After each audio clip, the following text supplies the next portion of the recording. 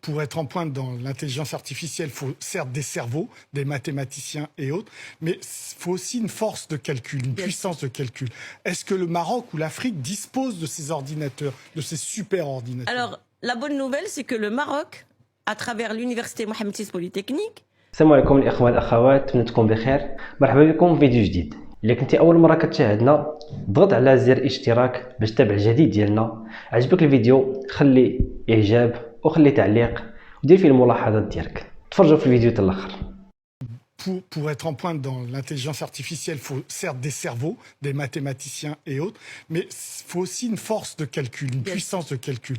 Est-ce que le Maroc ou l'Afrique disposent de ces ordinateurs, de ces super ordinateurs? Alors, la bonne nouvelle, c'est que le Maroc, à travers l'université Mohamed VI Polytechnique, s'est doté du plus grand data center d'Afrique, il y a 2 ans, ou 2 ans et demi. Donc, on est à 3,1 pétaflops. Donc, on a déjà un data center qui est opérationnel. D'accord. Et qu'on utilise, nous, dans nos travaux de recherche et de développement. Mais ce genre d'initiative doit se généraliser. Et ça ne peut pas être que au Maroc. Mais l'Afrique du Sud a un data center qui est un peu plus petit. Mais... Bienvenue dans l'invité de l'économie. Je reçois Amal El Fallah Segrouchni, présidente exécutive du Centre international d'intelligence artificielle du Maroc. Bonjour. Bonjour. Alors, vous incarnez une ambition, pas que pour le Maroc, mais pour l'Afrique, d'intelligence artificielle pour l'ensemble du continent.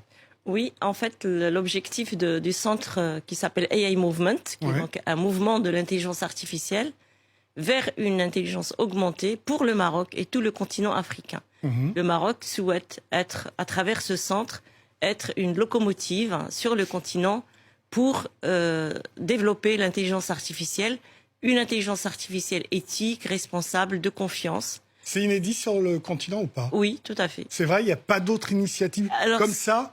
C'est le seul centre de catégorie 2 de l'UNESCO sur le continent africain. Donc labellisé par l'UNESCO, pôle d'excellence. Tout à fait. Centre d'excellence labellisé par 194 États membres en novembre dernier. Et il a pour mission et pour ambition de développer une IA éthique et responsable sur tout le continent africain. Rattaché à l'université Mohamed VI, l'université polytechnique. Le centre AI Movement est un centre de l'université Mohamed VI Polytechnique.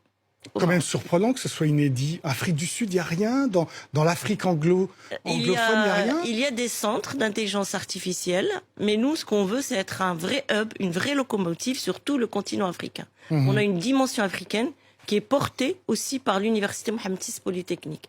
C'est le seul centre, la labellisation de l'UNESCO, l'UNESCO ne labellise qu'un seul centre par région. Et là, la région, c'est l'Afrique. D'accord. Alors, vous avez un parcours particulier. Vous avez été plutôt formé dans les universités françaises, Sorbonne, etc.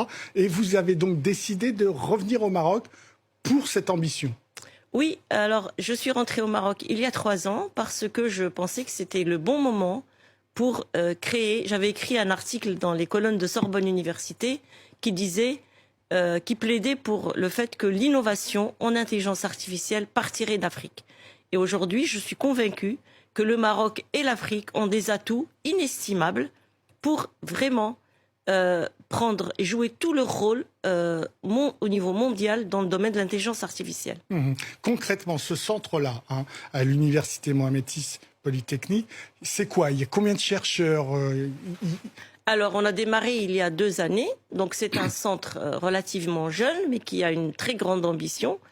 Aujourd'hui, on a une 60aine de chercheurs et on vise à devenir un vrai leadership, avoir un vrai leadership. 300, vous voulez, chercheurs? Oui, tout à fait. 300 chercheurs à horizon de 2025. Ouais. Pas que marocains? Pas que marocains. L'université Mohamed VI Polytechnique a à peu près 20% des étudiants sont africains. De l'Afrique subsaharienne aujourd'hui, mais nous, on a une volonté de s'ouvrir sur toute l'Afrique. D'ailleurs, aujourd'hui, il y a 2 ans, on a lancé un programme d'envergure avec l'UNESCO qui s'appelle African Women in Tech and AI. Pour les femmes. Pour les femmes. Et nous formons des femmes africaines au leadership dans le domaine de la tech et de l'intelligence artificielle. Et on les forme chez nous sur le campus à Rabat. Alors, pour qu'on comprenne bien, est-ce que ça veut dire que dans votre centre, vous allez créer des algorithmes pour l'IA qui soient purement africains? Alors, nous allons créer des algorithmes qui résolvent des problèmes africains. D'accord. Nous avons des spécificités sur le continent qui ne sont pas...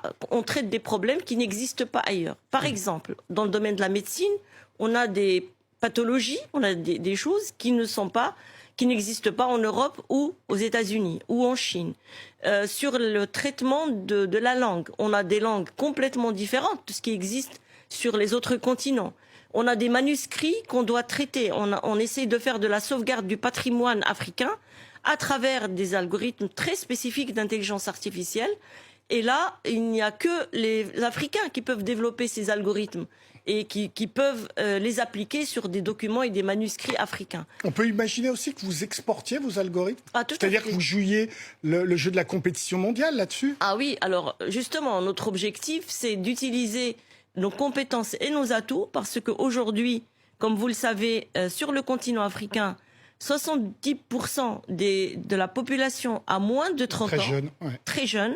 Et donc, nous formons des jeunes. C'est notre objectif, c'est de créer des leaders africains dans le domaine de l'intelligence artificielle. Mais pas que pour l'Afrique, évidemment.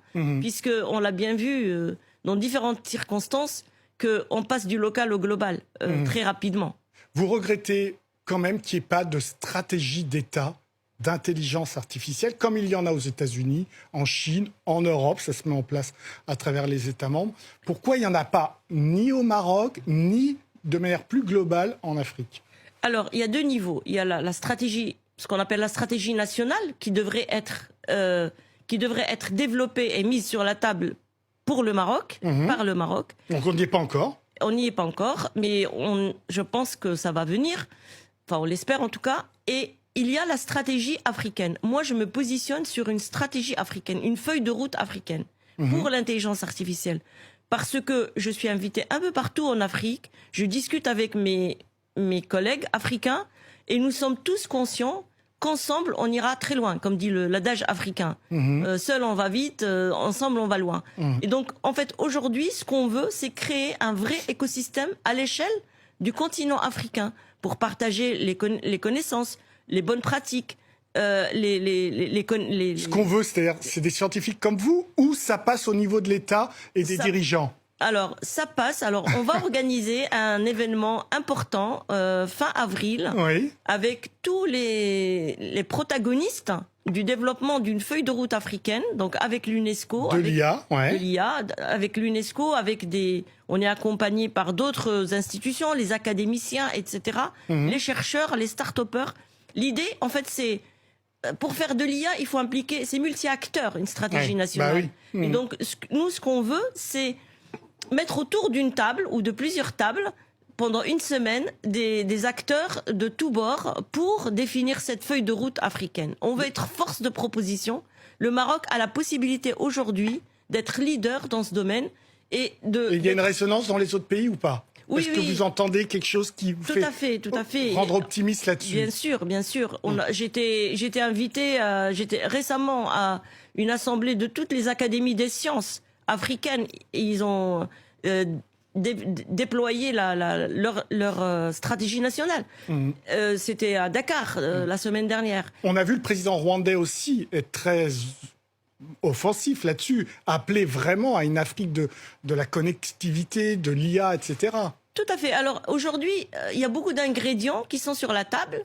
Maintenant, il faut mettre en place un plan d'action pour aller plus loin, pour rendre concrète cette feuille de route Donc africaine. ce sera l'objet de ce grand sommet d'IA que nous allons organiser au Maroc, à Technopolis, à Rabat. Ok. Donc Rabat à la pointe, le Maroc. Quel autre pays vous voyez un petit peu bouger là-dessus? Alors, lorsqu'on fait le programme African Women in Tech and AI, on se rend compte que l'innovation en tech ou en intelligence artificielle, elle est assez développée. Par exemple, on a des femmes de l'Afrique du Sud, la Tanzanie, le Rwanda, le Bénin. Donc anglophone et francophone mélangés. Beaucoup plus anglophone, je dirais, que francophone aujourd'hui. Mais l'idée, c'est quand même de ne laisser personne sur le bord du chemin. Donc, de faire du upskilling pour tout le monde.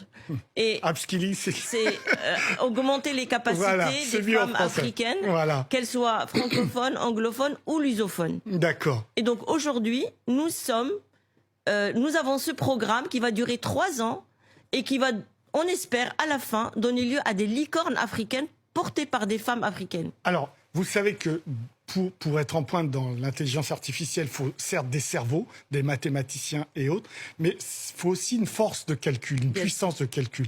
Est-ce que le Maroc ou l'Afrique disposent de ces ordinateurs, de ces super ordinateurs? Alors, la bonne nouvelle, c'est que le Maroc, à travers l'université Mohamed VI Polytechnique, s'est doté du plus grand data center d'Afrique, il y a 2 ans, ou 2 ans et demi.